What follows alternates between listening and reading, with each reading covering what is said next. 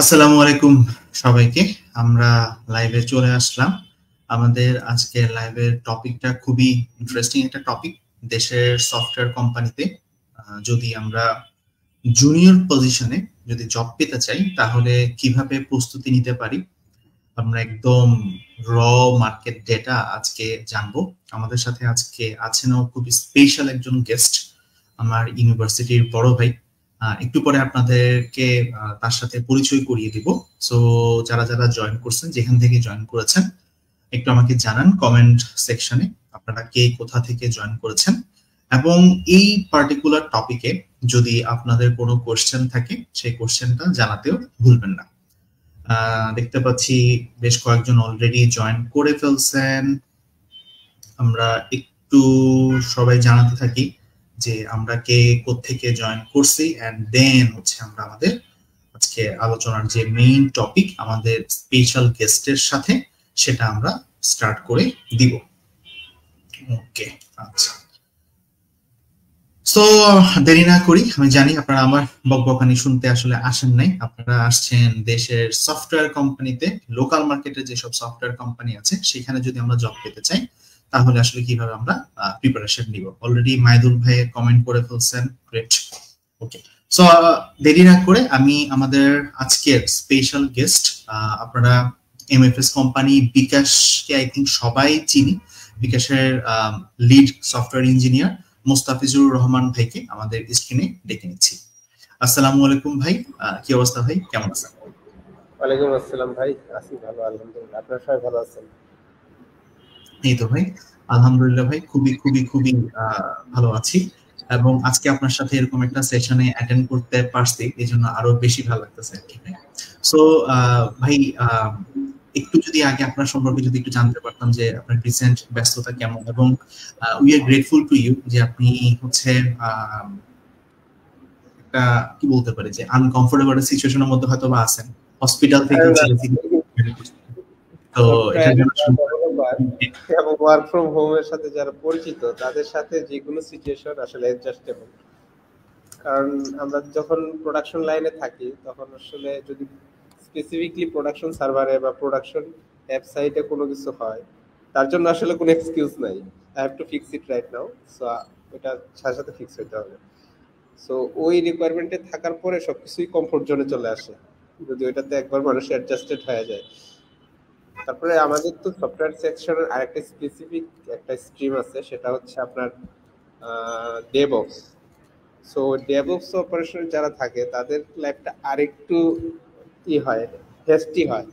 So এই side থেকে আসলে মানে কমপ্লেন করার কিছু নেই আসলে।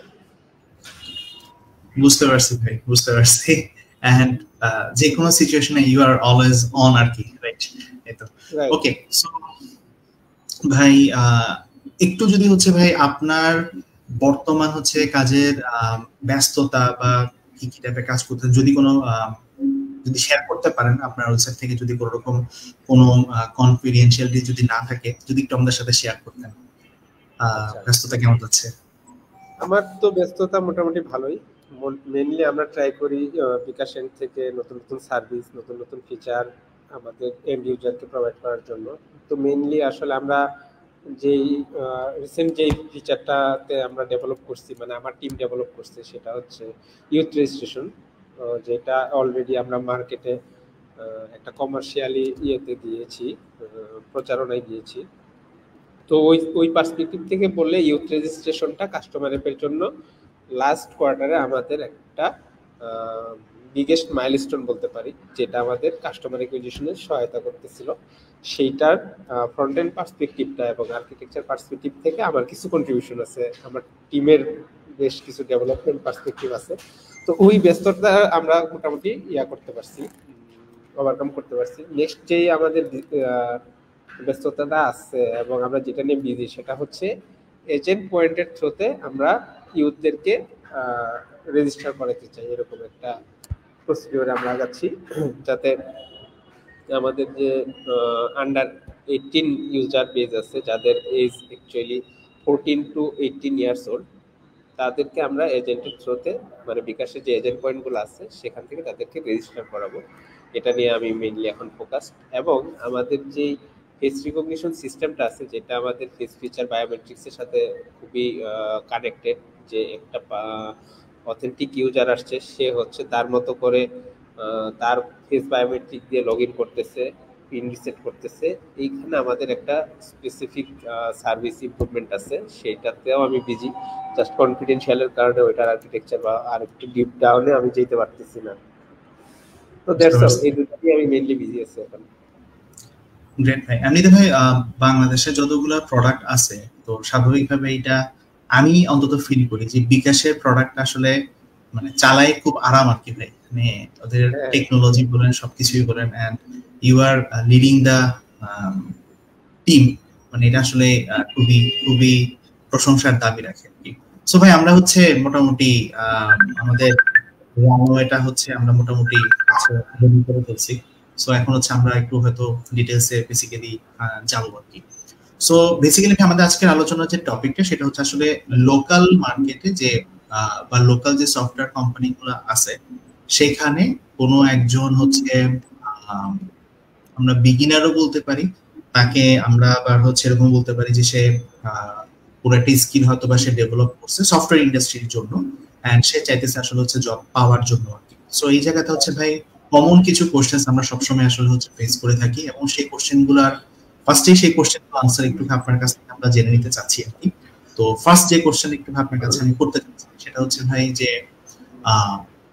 ফার্স্ট অফ অল যে ব্যাকগ্রাউন্ড এখানে আসলে হচ্ছে কি ভাই ম্যাটার করে কিনা, যে আমি আসলে কোন ব্যাকগ্রাউন্ড থেকে আসছি, এটা কি সবসময় ইঞ্জিনিয়ারিং বা সিএস ব্যাকগ্রাউন্ড বা আইটি ব্যাকগ্রাউন্ড থেকে থাকা লাগে কিনা, বা এরকম কোন এক্সাম্পল আপনার সাথেও আছে কিনা যদি একটু আমাদের সাথে শেয়ার করতেন। এটা দিয়ে ফার্স্ট হচ্ছে শুরু করব, দেন আস্তে আস্তে সিজিবি এর দিকেও যাবো আর কি।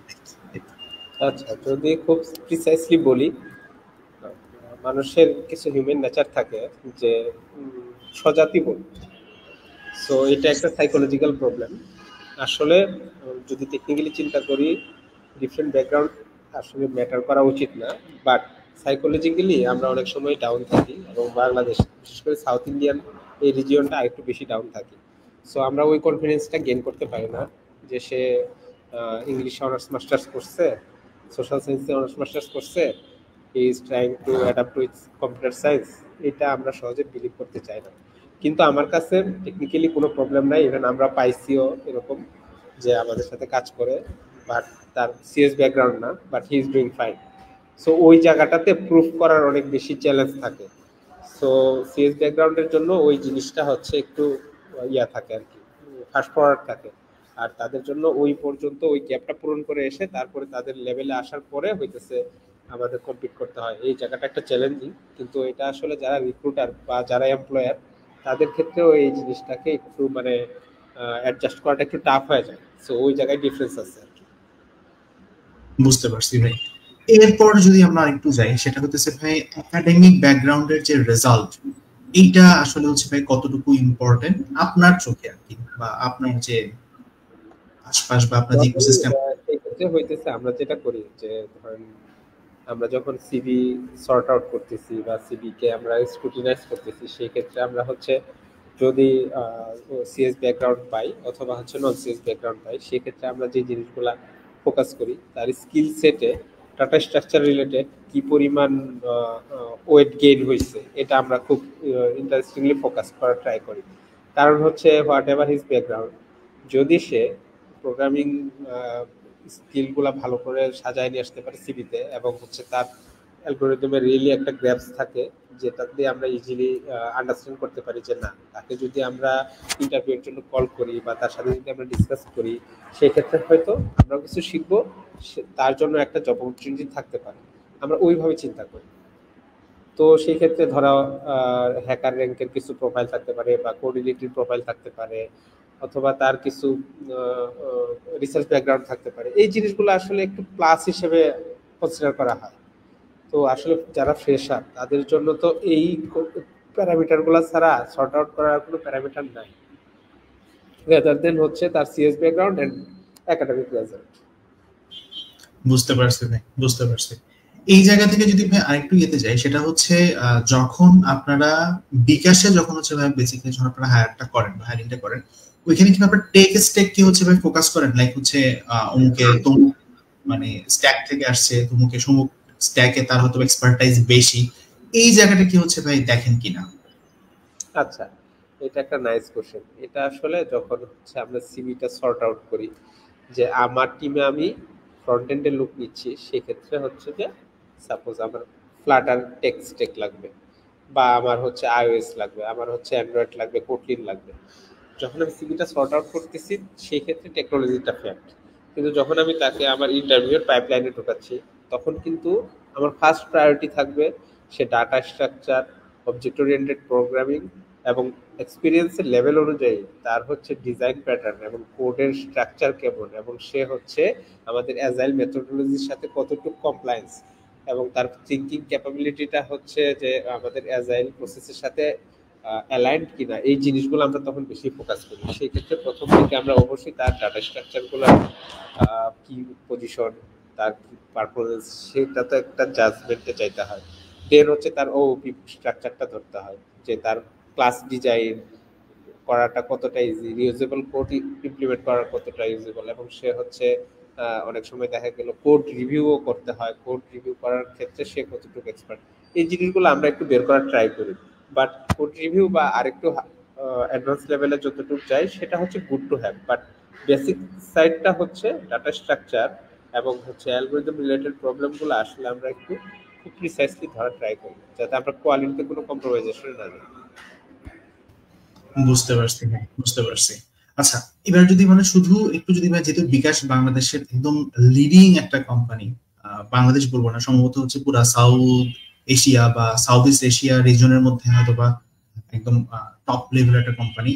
আদারওয়াইজ অন্যান্য যে মার্কেট মানে অন্যান্য যে কোম্পানি গুলো আছে বা ওভারঅল সফটওয়্যার ইন্ডাস্ট্রির যে কোম্পানি গুলার কথা আমরা হয়তো বা দেখি বা তাদের কথা হয়তো মেনশন করি, এই জায়গাতেও কি হচ্ছে ভাই সেম প্রসেসটা আসলে হচ্ছে ভাই ফলো করা হয় কিনা? এটা আসলে ডিপেন্ড, কারণ এক একজনের ইকোসিস্টেমটা এক এক রকম, এক একজন হচ্ছে এক এক টেক্সটে কাজ করতেছে। এখন সেই ক্ষেত্রে সে কিভাবে তার বিজনেসকে সার্ভ করবে এবং সেই বিজনেস সার্ভ করার জন্য তার কি ধরনের ম্যান পাওয়ার লাগতেছে, এটা খুবই ইম্পর্টেন্ট। যেমন অনেক সফটওয়্যার কোম্পানি আছে যে ধরেন যে তার ম্যানেজারিয়াল স্কিল সেট বেশি লাগবে রাদার দেন পিওর টেক্সটে। সো কম্পারেটিভলি তাদের অবশ্যই রিক্রুটমেন্ট প্রসেসও আলাদা হবে, তাদের রিক্রুটমেন্ট প্রসেসে অবশ্যই অন্য কেউ চলে আসবে। সো এই জিনিসগুলা হচ্ছে ইন্ডাস্ট্রি টু ইন্ডাস্ট্রি ভেরি করে, ওই সফটওয়্যার কোম্পানিটা কী ধরনের প্রোডাক্ট বানায় তার উপর ডিপেন্ডেন্ট। তবে হচ্ছে আমি যেটা মোটামুটি দেখে আসছি, এটা তো আসলে আমার 8 নাম্বার জব, আমি প্রচুর জব সুইচ করছি, তারপর হচ্ছে অনেক জায়গায় আমার মানে কন্ট্রিবিউশন আছে বাংলাদেশের সফটওয়্যার ইন্ডাস্ট্রিতে। মোটামুটি আমার অনেক জায়গায় আমার কোড বেজে কন্ট্রিবিউশন আছে। সো আমি আসলে ডাইভার্স একটা ইকোসিস্টেম থেকে উঠে আসছি। সো ওই দিক থেকে যদি চিন্তা করি, তো আমি সব জায়গায় ডাটা স্ট্রাকচার এবং এই কোডিং রিলেটেড প্র্যাকটিসগুলা বেশি পাইছি, যেগুলা দিয়ে মানুষকে আগে জাজ করে না। তবে আমি প্যারাডক্স স্পেস এবং কাইট গেমসের নাম হয়তো আপনারা অনেকেই শুনছেন, প্যারাডক্স স্পেস, কাইট গেমস, এইখানে যখন আমি জব করছি তখন আমার একটা খুবই ইন্টারেস্টিং একটা ইন্টারভিউ প্রসেসের মধ্যে যেতে হচ্ছে। দে টুক মাই আইকিউ টেস্ট, প্রোগ্রামিং টেস্টের। এইটা আমি খুবই ইমপ্রেসড হয়েছি এবং আমার কাছে খুবই ভালো লাগছে, কারণ যে লজিক্যাল প্রবলেমগুলো ছিল সেগুলো অনেকটা হচ্ছে, আমরা ঢাকা ভার্সিটির আইবিএম এডমিশন টেস্ট দিছি কিনা জানা নাই, কিন্তু আমি দিছি। ওইখানে লজিক্যাল রিজনিং এর একটা সেকশন আছে, বিভিন্ন কম্বিনেশন পারমিউটেশনের অনেক প্রবলেম আছে, যেগুলা খুব ডিপলি থিঙ্ক করে লজিক্যালি একটা সুতার সাথে আরেকটা সুতাকে একটু জোড়া দিয়ে প্রবলেম সলভিং এ যাইতে হয়। সো সে প্রোগ্রামিং এ যায় নাই, সে টোটালি আমাকে জাজ করছে হচ্ছে আমার এই আইকিউর বেসে। সো এটা আমার কাছে খুব ইন্টারেস্টিং লাগছে, এইটা একদম এক্সেপশনাল পাইছি। এছাড়া আসলে সবার কাছে আমার কাছে সেমই মনে হয়েছে, যে সবার প্রসিডিউর মোটামুটি সেম। বুঝতে পারছি ভাই, বুঝতে পারছি। আচ্ছা, এবার যদি হচ্ছে ভাই আরেকটু যদি হচ্ছে আমরা ডিটেলসে যদি একটু জানতে চাই, এটা খুবই কমন একটা কোশ্চেন। আমরা যেহেতু হচ্ছে ভাই আমাদের ওস্তাদের একটা জব প্লেসমেন্ট টিম আছে এবং ওদের সাথে এবং আমরা যেহেতু অনেক স্টুডেন্টদের সাথে হচ্ছে কাজ করি, যখন কোনো একটা জব পোস্ট আসে তো জব পোস্টে হচ্ছে বেসিক্যালি দেওয়া থাকে যে অ্যাটলিস্ট 1 ইয়ার এক্সপিরিয়েন্স আর কি। তো স্বাভাবিকভাবেই যে অ্যাটলিস্ট 1 ইয়ার এক্সপিরিয়েন্স সেটা একজন ফ্রেশারের পক্ষে আসলে অর্জন করাটা খুব ডিফিকাল্ট হয়ে যায়। তো এই 1 ইয়ারের এক্সপিরিয়েন্স বা এই যে 1 or 2 ইয়ার্স এর অনেক সময় আমরা দেখছি, অবশ্য নিচে ছোট করে বলে দেওয়া থাকে যে freshers are encouraged to apply. So এই যে ভাই এক্সপিরিয়েন্সটা আসলে অর্জনটা করব কোথায়? অথচ যে স্যালারি রেঞ্জটা আসলে হচ্ছে অফার করা হয় দেখা যায় হয়তো এটা ফ্রেশারের জন্যই। বাট এই জায়গাতে যদি একটু ভাই আমাদেরকে যদি একটু গ্যাট করতেন যে এই 1 ইয়ার এক্সপিরিয়েন্স যদি কি আসলে ভাই জব এক্সপিরিয়েন্স নাকি আমি যে স্ট্যাকে কাজ করতেছি বা আমি যে সেক্টরটাতে কাজ করতেছি সেইটার এক্সপিরিয়েন্স, এটা যদি ভাই একটু আপনার দৃষ্টিভঙ্গি থেকে যদি একটু বলতেন। আচ্ছা, আমার দৃষ্টিকোণ থেকে আমার অনেক কথাবার্তা একটু র লেভেলে, ঠিক আছে, মানে একদম মানে যেটা রিয়েল পিকচার আমি ওইভাবে জিনিসটাকে ইন্টারপ্রিট করতে বেশি স্বাচ্ছন্দ্য বোধ করি। ধরো কোনো সুগার সমস্যা কোট নেই। করে অনেক কথাই বলা যায়, কিন্তু যেটা আসলে রিয়েল পিকচার সেটা আসলে সবার একটু রিয়েলাইজ থাকা উচিত। ফার্স্ট অফ অল, আমাদের যে এই ইন্ডাস্ট্রি, সফটওয়্যার ইন্ডাস্ট্রি বলেন বা হচ্ছে আপনি গার্মেন্টস সেক্টর বলেন বা একটা মেডিকেল সেক্টর বলেন, আমাদের প্রথম যেই মেন্টালিটিতে আসে এজ এ এমপ্লয়ার, আমরা চিন্তা করি যে আমরা যত কম কস্টে ম্যান পাওয়ার রিক্রুট করতে পারি। সো এই যে এইটা একটা মেন্টালিটি, এই মেন্টালিটির কারণে অনেকে দেখা যায় যে অনেক ভালো রিসোর্সও প্রথম দিকে হচ্ছে আপনার একদম লো লেভেলের একটা ইনকাম ওয়েজেসে তাকে মানে রিক্রুটমেন্ট প্রসেসে যেতে হয়, কিছু করার থাকে না। কারণ হচ্ছে মার্কেটটা এমন কম্পিটিটিভ একটা পর্যায়ে চলে গেছে যে ধরেন অনেক ভালো ডেভেলপার, কিন্তু তার পক্ষেও 20 to 30K একটা মিনিমাম ওয়েজে একটা জব ম্যানেজ করা অনেক টাফ হয়ে যাচ্ছে। সো ওই পার্সপেক্টিভ থেকে যদি আমরা দেখি, সেই ক্ষেত্রে হচ্ছে প্রথম যেই প্রেশারটা বের হচ্ছে তার জন্য জব পাওয়াটা আসলেই একটা চ্যালেঞ্জিং বিষয় হয় দাঁড়ায়। আর যারা বলতেছে যে আমার 1 ইয়ার বা 1.5 ইয়ারের একটা এক্সপিরিয়েন্সের লোক লাগবে, সেক্ষেত্রে আমার পার্সোনাল ওপিনিয়ন হচ্ছে সে হচ্ছে ওই লোকটাকে চাচ্ছে যে তুমি এখন ফ্রেশার হয়ে কোথাও জব করতেছো, okay, you are working for 5 months or 6 months, now join me with 30K plus using your 1 year experience. আমার কাছে ইন্টারপ্রিটেশনটা এরকম লাগে। সো এই জায়গায় একটা মানে ডিফারেন্স আছে যে তুমি যখন ফ্রেশার হিসেবে যাচ্ছ, তোমার যদি এনাফ স্কিল সেট থাকে তারপরেও আমি অফার করতেছি এই রেঞ্জে। তোমার 1 ইয়ার তুমি পাস করছো, that means you have achieved a milestone, then you can join me with this benefits. So এরকম একটা গ্যাপ আর কি আছে ওই জায়গায়। বুঝতে পারছি। আচ্ছা ভাই, এবার আরেকটা কোশ্চেন যদি একটু জিজ্ঞেস করি, এটা তো ছিল হচ্ছে আপনার রিক্রুটমেন্ট পারপাসে। একটু সামনে যাই যে ক্যারিয়ারটাকে যদি আমরা একটু দেখি, আম, এটা বিশেষ করে যারা হইতেছে বিগিনার যারা থাকে আর কি, যারা শুরু করতে চাচ্ছে বা যারা আসতে যাচ্ছে ইন্ডাস্ট্রিতে, ওরা হচ্ছে ভাই স্ট্যাক পছন্দ করতে পারে না, এটা একটা সমস্যা। আবার স্ট্যাকের সাথে ডেটা স্ট্রাকচার এন্ড অ্যালগরিদমকে হচ্ছে মিশাই ফেলে। মানে এইটার পরে এইটা মানে আমি কি আগে কথার কথা জাভা স্ক্রিপ্ট শিখবো, তারপর কি হইতেছে ডিএসএ শিখবো কিনা, বা ডিএসএ আগে শিখবো নাকি হচ্ছে জাভা স্ক্রিপ্ট শিখবো, এখন জাভা স্ক্রিপ্টের ডিমান্ড বেশি, ডিএসএ এর সাথে কি জাভা স্ক্রিপ্ট শিখবো, মানে দেয়ার আর সো মেনি কোশ্চেনস আর কি এই বিষয়গুলো নিয়ে। এই জায়গায় যদি একটু আমাদেরকে আসলে যদি একটু গাইড করতেন। একটা আরেকটা যেটা সেটা হচ্ছে ওয়েব ডেভেলপমেন্ট দিয়ে অনেকে হয়তো বা শুরু করার পর তারা হচ্ছে আবার ভাবে যে আমি তো এত পারি, আর একটু 2-3 মাস কষ্ট করলে তো আমি আসলে অ্যাপ ডেভেলপমেন্টও শিখে ফেলতে পারি। বাট এরপর আসলে ওনার পরিচয়টা কি হয় যে আমি কি আসলে ওয়েব ডেভেলপার নাকি হচ্ছে অ্যাপ ডেভেলপার? তারপর এদের মধ্যে আবার অনেকেই আছে খালি শিখতে থাকে, অ্যাড করতে থাকে যে আমি কথা কথা ফার্স্টে জাভা স্ক্রিপ্ট ওয়েব ডেভেলপমেন্ট শিখছি, তারপর অ্যাপ ডেভেলপমেন্ট, তারপর আবার ডেভঅপস, এটা সেটা, মানে ঝুলিতে আসলে হতেছে বাড়াচ্ছে। এই জায়গাতে যদি একটু আমাদের একটা ক্লিয়ার একটা গাইডলাইন যদি দেওয়া পসিবল হয় আপনার পক্ষে। বুঝতে পারছি সৌরভ, আপনি যেটা বলছেন এটা অনেক অনেক অনেক বড় একটা অ্যান্সার, এবং এটা আসলে অনেক টাইম দিয়ে অনেক প্রিসাইসলি দেওয়া উচিত।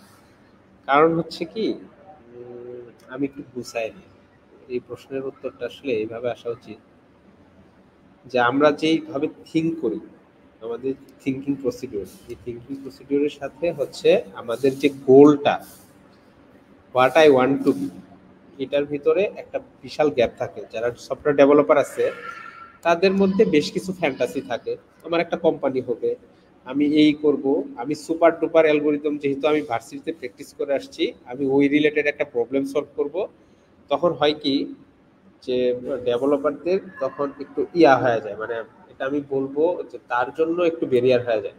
কারণ কি, আমি যদি রেগুলেটরি অ্যালগোরিদম ইমপ্লিমেন্ট করি, আমি যদি শর্টেস্ট পাথ অ্যালগোরিদম করি, আমার যাইতে হবে উবারে। উবারের স্পেসিফিক একটা ডিপার্টমেন্ট যারা হইতেছে ম্যাপ বা দুইটা নোডের মধ্যে কানেক্ট করতেছে, দুইজন পার্সনকে ডেলিভারি করার, সেই প্রবলেমগুলোর জন্য ওই লেভেলে ডেভেলপার লাগবে। এখন আমি যদি করতেছি বিকাশে বিকাশে পেবিল করতেছি, তখন হইতেছে কিন্তু আমার লেভেল যেটা আছে সেখান থেকে আমার নামতে হবে। আমি অনেক প্রবলেম সলভ করে আসছি, আমি অনেক বস, কিন্তু for the shake off job, job is job, work is work, তখন ওটাকে আমার মাইনে নিতে হবে যে আমার এই কাজই করতে হবে, আমার না কোচা থাকলে হবে না। তখন আমার ডাটা এন্ট্রিও করতে হবে, ডাটা এন্ট্রি করে ডাটা মডেল সাজাইতে হবে, সেই অনুযায়ী ডাইনামিকলি আমার ইউআই বানাইতে হবে, সেই রিলেটেড যদি কোনো এপিআই থাকে, রেস্ট এপিআই থাকে, আমাকে অ্যাডাপ্ট করতে হবে। এটা এক্সাম্পল হিসেবে দিলাম, সেই জায়গায় আসলে না কোচার কিছু নেই। ইন দ্য মিন টাইম আমি যখন আমার ফেস রিকগনিশন নিয়ে কাজ করতেছি, আমি যখন ক্যামেরার ইমেজ এনকোডিং ডিকোডিং নিয়ে কাজ করতেছি, তখন কিন্তু আমি আমার সুপার লেভেলের যেই অ্যালগোরিদমগুলো সেগুলো আমি এস্টাবলিশ করতে পারতেছি। সো আমার সাজেশন হচ্ছে জুনিয়রদের প্রতি, তোমরা যদি অনেক প্রবলেম সলভ করে ফেলো, দ্যাট ডাজেন্ট মিন তুমি ডাটা এন্ট্রির একটা সিম্পল জবে তুমি কমফোর্টেবল হবা না, এই মেন্টালিটি থেকে বের হয়ে আসতে হবে। এটা গেল একটা। খুব সিম্পল কাজ থাকলেও তাকে সেটা গুছায় করাটা খুব জরুরি, আউটপুটটা খুব ইম্পর্টেন্ট। এটা গেল একটা বিষয়। আরেকটা বিষয় হইলো যে তাকে প্রথমে খুব খুব মানে প্রিসাইসলি কোনো হার্ডেস্ট অ্যালগোরিদমে যাওয়ার দরকার নেই। আমাদের যেই জিনিসগুলা অলরেডি সবাই ইউজ করে, যেমন ম্যাপ, ট্রি, ট্রাভার্সিং, এই জিনিসগুলা হচ্ছে আমাদের বেসিকলি থাকা লাগবে। এই রিলেটেড যে অ্যাডহক প্রবলেমগুলো আছে সেগুলা সলভ করা খুব জরুরি, রেদার দেন ওই হাই লেভেল অ্যালগোরিদম বা এরকম। অবশ্যই মানে প্রোগ্রামিং প্র্যাকটিস যে খারাপ এটা কিন্তু কখনোই বলতেছি না, এগুলো মানুষের প্রবলেমকে অনেক বেশি প্রবলেম সলভিং ক্ষমতা অনেক বাড়ায়, অনেক ভালো। এবং এই যে আমাদের ওয়ার্ল্ড ফাইনালিস্ট গুলো আমরা পাচ্ছি বিভিন্ন জায়গায়, কাজাখস্তানে আমরা রিসেন্টলি পার্টিসিপেট করে আসলাম, এগুলো ডেফিনেটলি ভালো, এটা নিয়ে আমার কোনো ডাউট নেই। কিন্তু এটা যাতে তোমার অন্তরটাকে বিষয় না তোলে এবং তোমাকে রিয়েল গোল থেকে সরায় না ফেলে। তোমার কিছু রিয়েল গোল আছে যে I want to be this, I want to be a CEO, তখন তোমার সিও মাইন্ডসেট থাকা লাগবে। আর আমরা যেটা করি তখন হইতেছে আমাদের গোলটাকে মাল্টিপুল মেট্রিক্সে সাজাই, মাল্টিপুল মেট্রিক্সের জন্য সব প্যারামিটার কখনোই আমাকে স্যাটিসফাই করতে পারে না। যখন আমার গোল মাল্টিপল হয় তখন আসলে আমি ডিস্ট্রাক্ট হয়ে যাই। আমাদেরকে ড্রিম এবং গোল এই দুইটার মধ্যে প্রিসাইসলি ডিফারেন্সিয়েট করতে হবে। আমি যদি চাই আমি এটা হতে চাই, এটা হোয়াট এভার টেক, এটা ওয়েব হইতে পারে, এটা মোবাইল হইতে পারে, ইভেন এটা কার্নেল হইতে পারে, কিন্তু আমি যাতে গোল থেকে বের হয়ে না আসি এবং আমি আমার কেলিবার অনুযায়ী আমার গোলটা চুজ করি, এটা খুবই ইম্পর্টেন্ট। এটা গেল একটা। আর দ্বিতীয়ত হইলো যে তার যাতে কখনোই এই টেকের প্রতি ফ্যাসিনেশন চলে না আসে, যে আমি অ্যান্ড্রয়েড করছি, আমার কখনোই আমি সুইফটও করবো না, আমি সুইফট করছি সো আমি অবজেক্টিভ সি ধরবোই না, আমার অনেক না চায়। এটা মানুষের কেরিয়ার গ্রোথটাকে অনেক রিজিট করে ফেলে। বুঝতে পারছি ভাই, বুঝতে পারছি। তবে এই কথা আরো অনেক বলা যেত, মানে আমি অনেক শর্টকাটই বলছি। বুঝতে পারছি ভাই। এবার হচ্ছে ভাই আরেকটা বিতর্কিত বা খুবই কন্ট্রোভার্সিয়াল একটা টপিক নিয়ে যদি একটু কথা বলি, সেটা হচ্ছে ভাই মানে আমাদের দেশের পার্সপেক্টিভে এটা শুধুমাত্র যে আসলে ডেভেলপার তাদের জন্য না, এই কথাটা আসলে আই থিঙ্ক সবার জন্যই প্রযোজ্য। আমরা যে আমরা যখন হচ্ছে বেসিক্যালি জব যখন করি, বেসিক্যালি আমরা দুইটা স্কিল সম্ভবত, এটা আমার দৃষ্টিকোণ থেকে, যে আমার দুইটা স্কিল আসলে দরকার। এক নম্বর স্কিল হচ্ছে আসলে টেকনিক্যাল স্কিল, অর্থাৎ আমি গিয়ে যে কাজটা করব সেটা ঘর মোছাও হতে পারে, সেটা ঘর ঝাড়ু দেওয়া হইতে পারে, আরেকটা হইতে পারে, আরেকটা আছে যেটাকে আমরা বলি হচ্ছে কালচারালি ফিট, যে আমি ওই কোম্পানির জন্য আসলে হতেছে সুইটেবল কিনা। মানে আমি যখন ঘরটা ঝাড়ু দিচ্ছি, আমি আসলে তখন আমার যে মনিব আছে বা আমার যে ক্লায়েন্ট আছে বা আমার যে এমপ্লয়ার আছে তার সাথে আসলে আমি কিভাবে কমিউনিকেট করতেছি, নট অনলি দ্যাট বাসার দারোয়ানটার সাথে আমি আসলে কিভাবে কমিউনিকেট করতেছি। এই জায়গাতে হচ্ছে ভাই আপনার সফট স্কিল যেটাকে আমরা নর্মালি হচ্ছে বলে থাকি, basic communication, basic networking, basic presentation, এই জায়গাগুলার জন্য যদি আপনার কোনো বিগিনারদের জন্য বা যারা ফ্রেশার তাদের জন্য যদি আপনার কোনো সাজেশন থাকে বা কোনো গাইডলাইন থাকে বা এটা আদৌ দরকার আছে কিনা, এটাও বলতে পারেন। সুগার কোট করার দরকার নেই, ডিরেক্ট দরকার থাকতে থাকবে, না থাকবে নাই এরকম। আচ্ছা, মানে আমি আসলে প্রশ্নটা নিয়ে একটু কনফিউজ। আমার কনফিউশনটা আগে দূর করি কোশ্চেনটা নিয়ে। এখন যে সফট স্কিলের কথা তুমি জিজ্ঞেস করলা, সেটা কি আসলে এরকম যে প্রেজেন্টেশন, পাওয়ার পয়েন্ট, তারপরে এরকম, নাকি ভার্বাল কমিউনিকেশন স্কিল? আমি কি রিকোয়ারমেন্টটা ভার্বাল ক্লিয়ার করতে চাচ্ছি? ভার্বাল কমিউনিকেশন স্কিলের কথা বলতেছো? জি, ভার্বাল কমিউনিকেশন স্কিল, একটু এমপ্যাথি থাকা এটা আরেকজনের খুবই প্রতি। এটা খুবই ইম্পর্টেন্ট। আমাদের যারা আমরা সফটওয়্যার ইঞ্জিনিয়ার বা এই জায়গাগুলোতে আমরা অনেক স্ট্রাগল করি। প্রথম কথা হচ্ছে, আমরা প্রোগ্রামিং পারি বা আমরা প্রোগ্রাম লিখি, এই কারণে আমার অন্য কোনো স্কিল লাগবে না, এটা খুবই ভুল ধারণা আমার কাছে। এটা আমার কিন্তু একদম ব্যক্তিগত মতামত, এটা কন্ট্রোভার্সিয়াল থাকতে পারে, আবার কাউন্টার পার্ট থাকতে পারে, এবং তারাও ওয়েলকাম, তাদের কাছে নিজস্ব কিছু যুক্তি থাকতে পারে। কিন্তু আমার যুক্তিতে আমি যেটা ফিল করি যে এই সফট স্কিলগুলো খুবই ইম্পর্টেন্ট। কেমন ইম্পর্টেন্ট? আমি আসলে আলটিমেটলি আমার যেই ডেভেলপমেন্ট স্কিল, এটা কিন্তু আমি বিক্রি করতেছি আমার ক্লায়েন্টের কাছে। সো ডেফিনেটলি ক্লায়েন্ট যাবে তার শো পিসে আমার যেই প্রোডাক্টটা, এটা তার শো পিস কালেকশনে রাখতে চায়। এখন সে সবগুলা রাখছে হচ্ছে যে ধরেন এই আইফেল টাওয়ার, তারপরে হচ্ছে টুইন টাওয়ার, এই টাইপের অনেক কালেকশন দিয়ে ভর্তি। হুট করে আমি এটার ভিতর যদি রিক্সা ঢোকাই দেই, আমি রিক্সাকেও কিন্তু ডিসগ্রেস করতেছি না বা ইয়া করতেছি না, কিন্তু কালচারাল আনফিট হবে ডেফিনেটলি। তখন ওই রিক্সাটাকে ওই পর্যন্ত যদি সে ঢুকেও যায়, তখন সে চিন্তা করবে যে আমি কিভাবে এইখান থেকে ইলন মাস্কের ট্রাকটা হইতে পারি। তো ওই রকম অবশ্যই তার মধ্যে ওই জিনিসটা যদি সে গ্রো করাইতে পারে, ডেফিনেটলি ভালো। এখন ধরেন আপনি আরঙের শোরুমে গেছেন, সেইখানে ডেফিনেটলি রিক্সা থাকবে, তারপর হচ্ছে টমটম গাড়ি থাকবে, সেইখানে আবার আইফেল টাওয়ারটা একটু অন্যরকম লাগবে। সো কালচারাল ডেস্টিনেশনটা খুবই ইম্পর্টেন্ট, ওই অনুযায়ী নিজের স্কিল সেটটাকে টিউন করাটাও খুব ইম্পর্টেন্ট। এবং তার আগে সবচেয়ে ইম্পর্টেন্ট যে সফট স্কিল সেট, সেটা হলো সেল। মানে হচ্ছে আমার যে স্কিল সেট আছে, আলটিমেটলি এটা আমাকে সেল করতে হইতেছে। আমি যদি সেল নিয়ে প্রপারলি প্ল্যান না করি এবং প্রপারলি আমি ওটাকে নার্চার না করি, তাহলে কিন্তু আমার স্কিল সেটটাকে আমি সেল করতে পারতেছি না। এটাও খুব ইম্পর্টেন্ট, যেটা আমাদের সফটওয়্যার পিপলের মধ্যে, স্পেসিফিকলি আমার মধ্যে অনেক ল্যাগ আমি পাইছি কোন একটা পজিশনে গিয়ে। সো ওই জায়গাটাতে আমার মনে হয়েছে আমি ইমপ্রুভ করতে পারি, সেরকম জুনিয়ররা ওইখানে ইমপ্রুভ করতে পারে। সেলটা খুব ইম্পর্টেন্ট। আরেকটা জিনিস হলো প্রপার কমিউনিকেটের মাধ্যমে ক্লায়েন্টের কাছ থেকে রিকোয়ারমেন্টটা বোঝা, এবং রিকোয়ারমেন্টে যদি টেকনিক্যালি কোনো ইস্যু থাকে বা টেকনিক্যালি চ্যালেঞ্জ থাকে, সেটাও ক্লায়েন্টকে প্রপারলি জানানো। এই ব্রিজটা মেনটেন করা খুবই ইম্পর্টেন্ট। আর যখন একটা ডেভেলপার সিনিয়র হয়, তখন তাকে কোডিং এর পাশাপাশি অনেক ম্যানেজারিয়াল কাজও করতে হয়। সেক্ষেত্রে জুনিয়রদের সাথে কমিউনিকেশনের মিনস যে মাধ্যম, সেটা আবার সিনিয়রের সাথে কমিউনিকেশন মিনসটা একদম ডিফারেন্ট। সো ওই জায়গাগুলোতেও অনেক ইমপ্রুভমেন্ট আছে। তো ফ্রেশারদের ক্ষেত্রে সিনিয়রদেরকে কিভাবে হ্যাপি করা যায় বা তাদের সাথে কোন ল্যাঙ্গুয়েজে কথা বলাটা জরুরি, এই রিলেটেড অনেক বইও আছে, তারা সেই বইগুলো পড়তে পারে। বা এটা অবশ্যই খুবই ইম্পর্টেন্ট একটা বুঝতে পারছি ভাই, থ্যাংক ইউ। আচ্ছা, আরেকটা কোশ্চেন ভাই, অনেকে হচ্ছে মাথার মধ্যে ঘুরে, বিশেষ করে যারা হতেছে ফ্রেশার আমরা যেহেতু আজকে ফ্রেশারদেরকে নিয়ে আসলে হচ্ছে কথাবার্তা বলতেছি। এইটা হচ্ছে ভাই রিসেন্ট ট্রেন্ড, এটা করোনার পর থেকে আমরা দেখতেছি। মানে আপনি যখন গ্রাজুয়েশন শেষ করছেন, আপনি আমার অনেক সিনিয়র, বা আমরা যখন করছিলাম, এটা আমাদের কোনো মাথার মধ্যে আসেনি। সেটা হচ্ছে যে ভাই আমি লোকাল জব এখন করবো না, আমি শুরুটাই করব হচ্ছে রিমোট জব দিয়ে। এন্ড হচ্ছে কেন রিমোট জব করবো, there is no specific answer, but হচ্ছে মানে রিমোট জব মনে হয় একটু আরাম বেশি। যদি আজকে আপনি কিন্তু সেশনের শুরুতেই যে কথাটা বলছেন, আই থিঙ্ক এখানে অনেক কিছু আনসার হয়ে যাওয়া উচিত। আমি আমার আনসারটা পেয়ে গেছি, বাট তারপরে হচ্ছে ফ্রেশারদের এটা রিসেন্ট ট্রেন্ড বলা যেতে পারে, গত 1-2 বছর ধরে, যে রিমোট জবের প্রতি হচ্ছে একটা খুব আলাদা একটা ফ্যাসিনেশন। সো এই জায়গাটাকে আপনি আসলে কিভাবে দেখতেছেন? বিকজ অনেকে এটা একটা কন্ট্রোভার্সিয়াল টপিক, যে শুরুতেই রিমোট জব শুরু করা উচিত কি উচিত না। এটা নিয়ে চাইলে হয়তো আরো 7-8 ঘন্টা 10 ঘন্টার বিতর্ক আসলে করা যায় আর কি। তো রিমোট জব এইটা আসলে কেমন, আর হইতেছে আপনার সাজেশনটা আসলে কি? It's a suggestion, it's not মানে এটাই করতে হবে, বাট এরকম আপনার সাজেশনটা কি, শুরুতেই রিমোট জবটা আসলে করা উচিত কি উচিত না?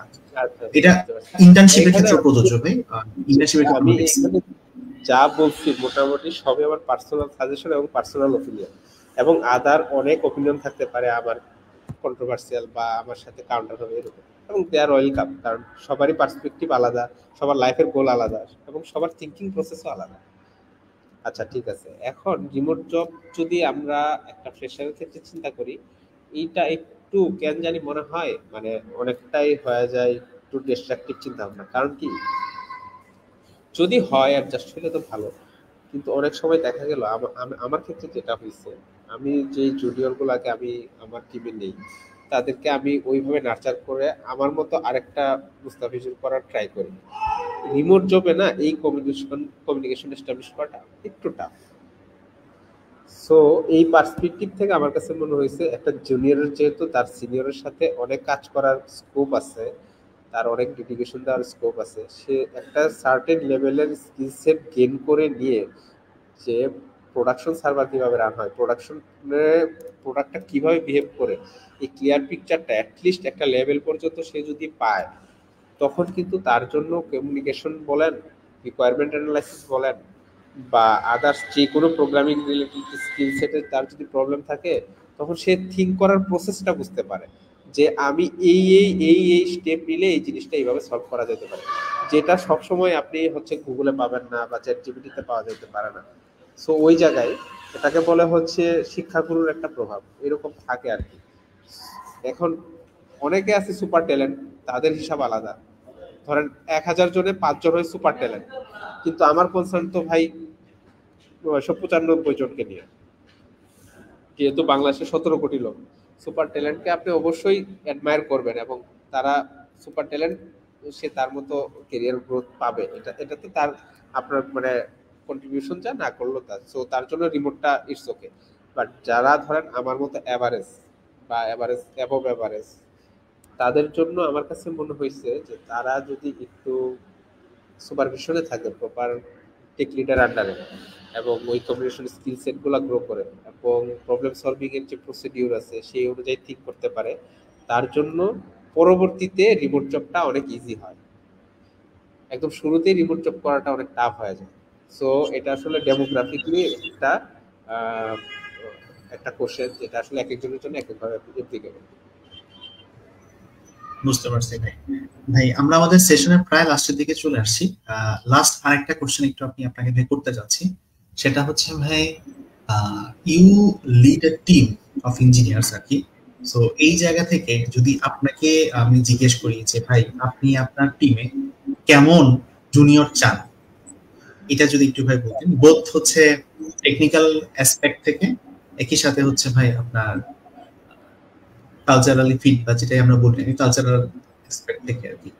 এখন আমার কাছে যে ইয়াগুলা মানে ফ্রেশার যদি আসে বা 3 বছর বা 4 বছর হোয়াট এভার এক্সপিরিয়েন্স, ইভেন আমার কলিগও থাকতে পারে বা আমার সমান এক্সপিরিয়েন্সও হয়তো আমার টিমে থাকতে পারে, প্রথমে আমি যেটা চাই যে আমার টিমে হচ্ছে আমি লিডার বা আমি যেটা বলবো এটাই রাইট, এই কালচারটা আমার টিমে কখনোই গ্রো করে না, এবং এটা আমি কখনোই গ্রো করতে দিই না।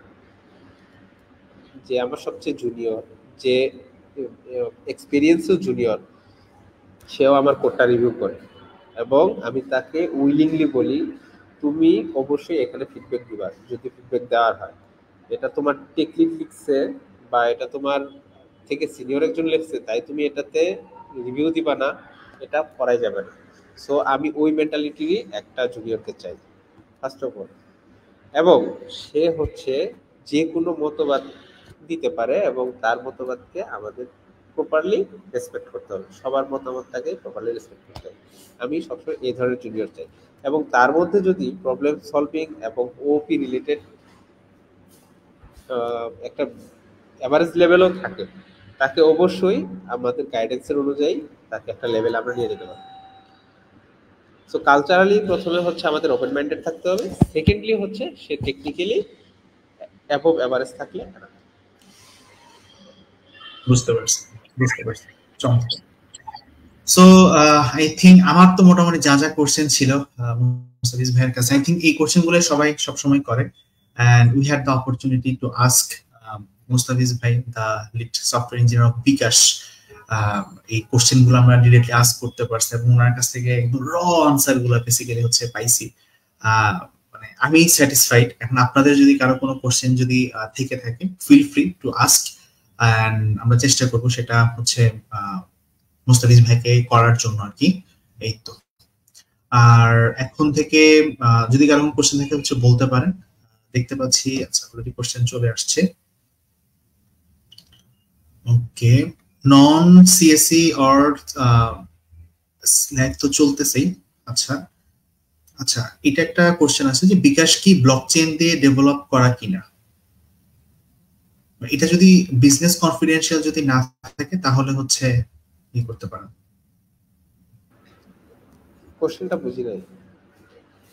বিকাশ কি ব্লকচেন দিয়ে ডেভেলপ করা? আচ্ছা, আমরা আসলে আমি বিকাশের রিলেটেড কোনো কিছু বলতে আসলে অথরাইজ না। সো আচ্ছা আমরা আচ্ছা ওই আচ্ছা, দিকে ঠিক আছে। আমরা একদম ক্যারিয়ার রিলেটেড কিছু বললে ওই দিকে বললাম। ওকে, সো আই থিংক ভাই হচ্ছে আর কারো তেমন কোনো কোশ্চেন নাই, আমি মোটামুটি সবগুলো কোশ্চেনই হচ্ছে করে ফেলছি। এন্ড তাহলে আজকের সেশনটা আমরা এখানে শেষ করি। এন্ড হইতেছে মুস্তাফিজ ভাইকে অনেক অনেক থ্যাঙ্কস, আপনি আপনার এত ব্যস্ততার মধ্যেও একটা উইকেন্ডের মধ্যে হচ্ছে ভাই আপনি আমাদেরকে সময় দিয়েছেন। So thank you. এন্ড হচ্ছে ইনশাআল্লাহ দেখা হবে নেক্সট কোন একটা সেশনে। সে পর্যন্ত সবাই ভালো থাকবেন।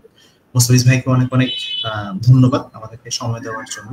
অনেক কিছু আমরা আপনার কাছ থেকে হচ্ছে ভাই জানতে পারছি। ইনশাআল্লাহ দেখা হবে নেক্সট কোন একদিন। থ্যাংক ইউ সো মাচ আমাকে একটা চান্স দেওয়ার জন্য, আমিও খুবই খুশি এবং এটা আমার লাইফের ফার্স্ট লাইভ সেশন ছিল মনে হয়। Thank you.